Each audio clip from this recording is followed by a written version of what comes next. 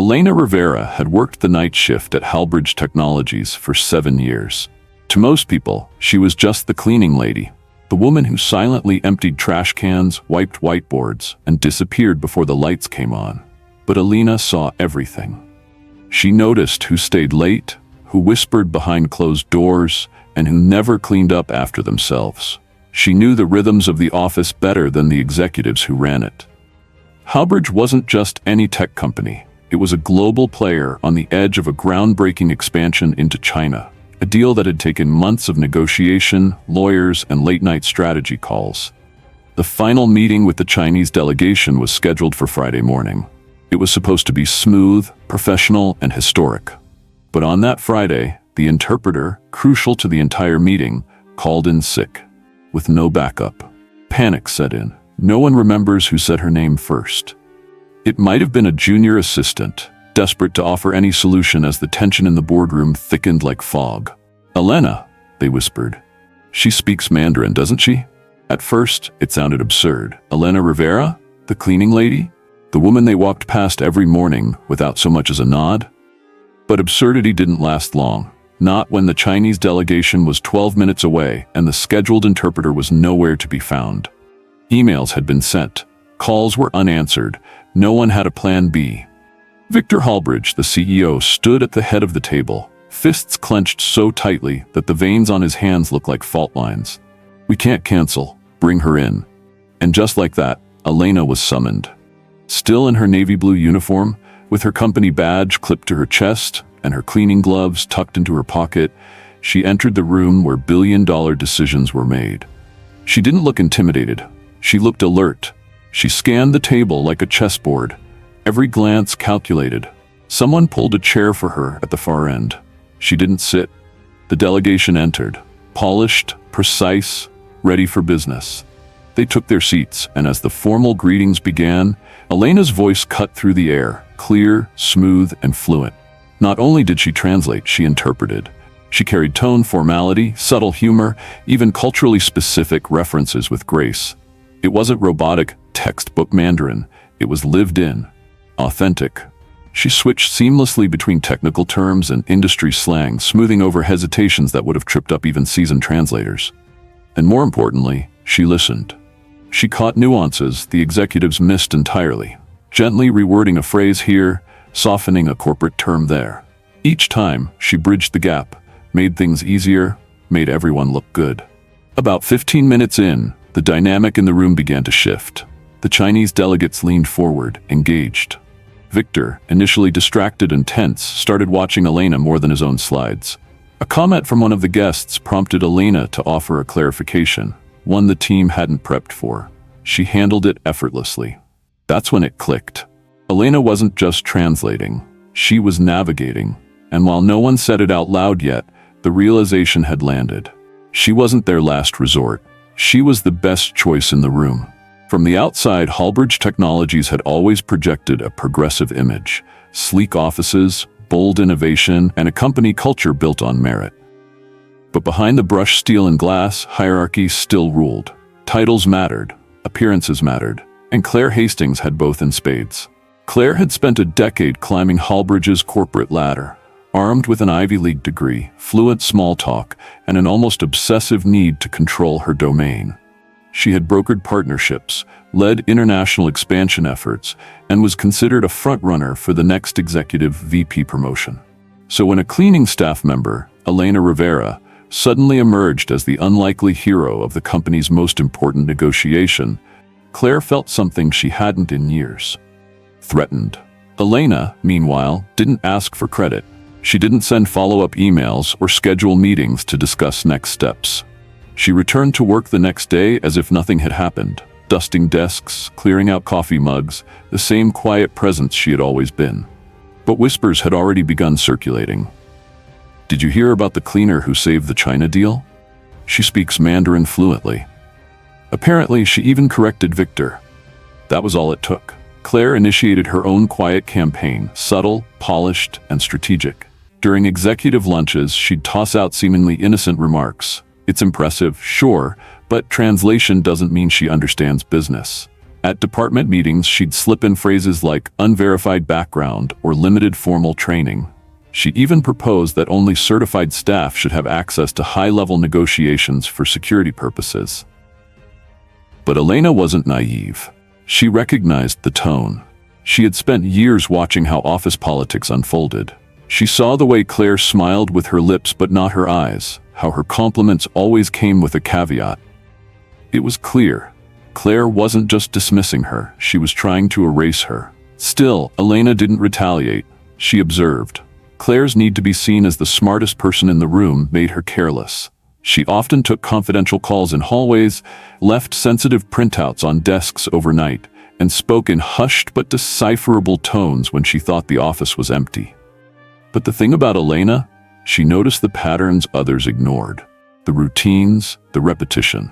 And what started as subtle resistance quickly became something more dangerous, because Claire wasn't just territorial. She was hiding something. Elena didn't know it yet, but this quiet war of perceptions was about to explode into a full-blown reckoning. Elena had always been observant, an unintentional student of boardroom politics. But now, with a front-row seat to internal meetings, she began to notice inconsistencies that most would have dismissed as corporate noise. A vendor name on a contract that didn't match the supplier she'd seen unloading equipment late at night.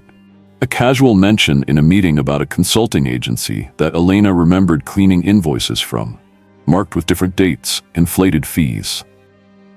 They were small things, alone, meaningless, but together, they painted a troubling picture. She didn't start with suspicion. She started with questions. Why did Claire always seem to have final say over international vendors, even when the legal department hadn't signed off? Why was Claire's personal assistant instructed to shred draft contracts that never appeared in official records? Why had 3 junior employees from the global development team quietly resigned within months of working directly under Claire?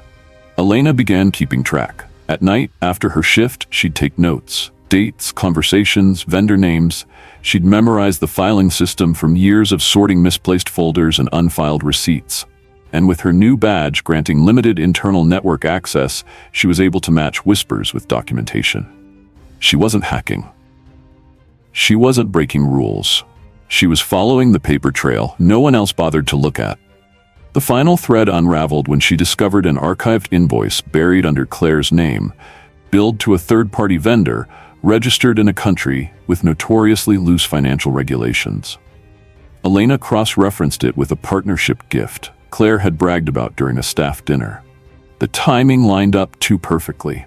The company had paid double the going rate for a software suite, and the surplus? It disappeared into what looked like a personal holding account. Elena didn't get angry. She got focused. She printed only what she needed. She backed up files on a secure drive. And most importantly, she stayed quiet. Not out of fear, but out of strategy. She knew Claire was powerful, and that even a whisper could lead to cover-ups. Elena wasn't about to tip her hand early. The truth was in plain sight, but only if you had the discipline to see it clearly. And Elena? She had been training for that her whole life. The boardroom was bathed in glass and ego. Sunlight poured through the windows, casting long shadows on polished surfaces.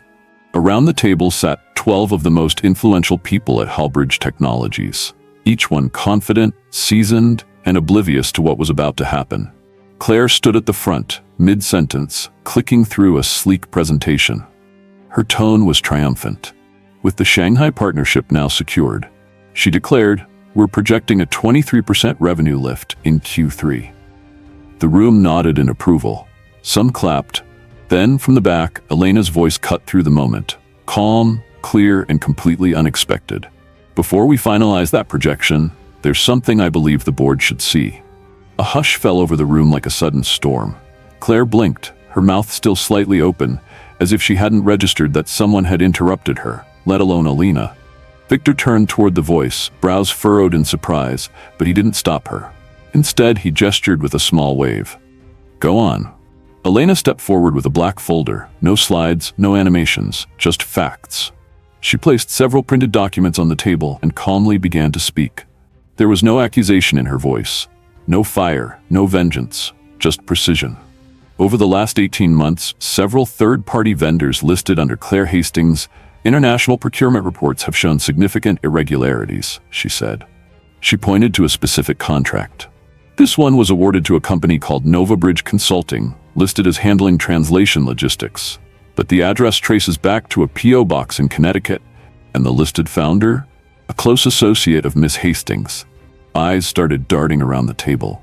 Fingers tensed around pens. Claire's smirk was gone. Elena continued, flipping to another document. Invoices were inflated, sometimes triple the market rate. Payments were authorized with no secondary oversight, and in several cases, no actual service was rendered. I've cross-referenced emails, bank statements, and internal reports, all included here. Claire stood frozen, her face pale now. This is absurd, she scoffed. You're a janitor. How would you even? But Elena didn't flinch. I may clean your floors, Miss Hastings, but I don't ignore what's in plain sight. Her words weren't just directed at Claire. They echoed around the room, at the executives who had missed it, the systems that had failed to catch it, and the culture that had allowed it. Victor leaned forward, studying Elena. He didn't say anything. He didn't have to. The weight of truth had already landed. Elena didn't step into her new office like someone who had finally made it. She stepped in like someone who had always belonged there. Only now, the door was open. The transition from janitor to director wasn't marked by grand speeches or champagne toasts. It was marked by something quieter, more meaningful: respect.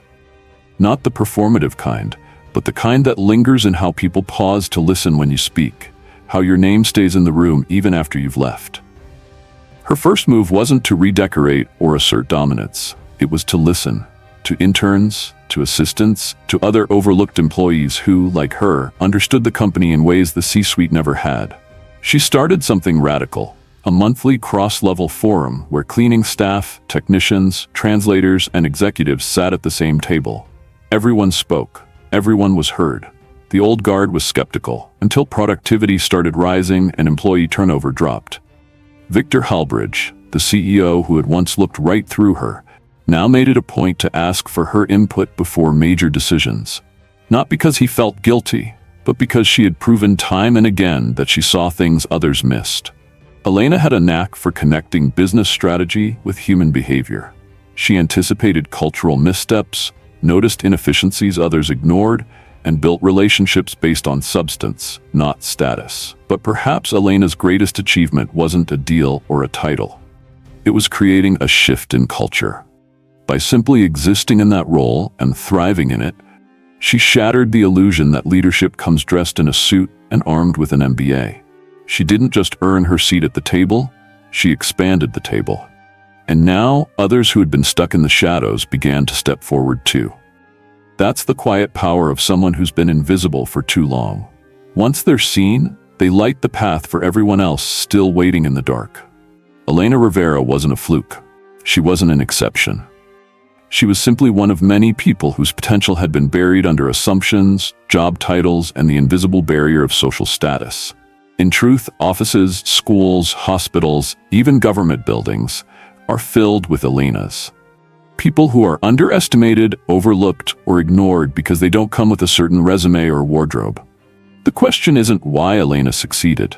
The question is, how many others could, but aren't being given the chance?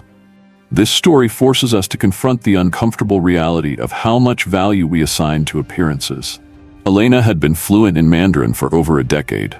She had a degree she never mentioned. She read books about global trade on her lunch break. But no one asked. No one cared. Not until the company had no other option. And here's the twist. Elena's most powerful asset wasn't even her language skills. It was her ability to see, to observe patterns, to detect what others dismissed, and to operate without ego or need for credit. That's a skill set you can't teach overnight, and yet it's rarely rewarded. Every organization claims to want diverse perspectives, but do they make space for the voices that don't come from the C-suite or elite internships? Talent isn't always loud. Leadership isn't always dressed in tailored suits. An insight can come from the person who's been standing quietly in the background all along, taking everything in.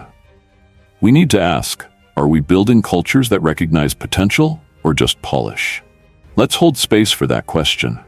Because the rest of Elena's story isn't just about a promotion.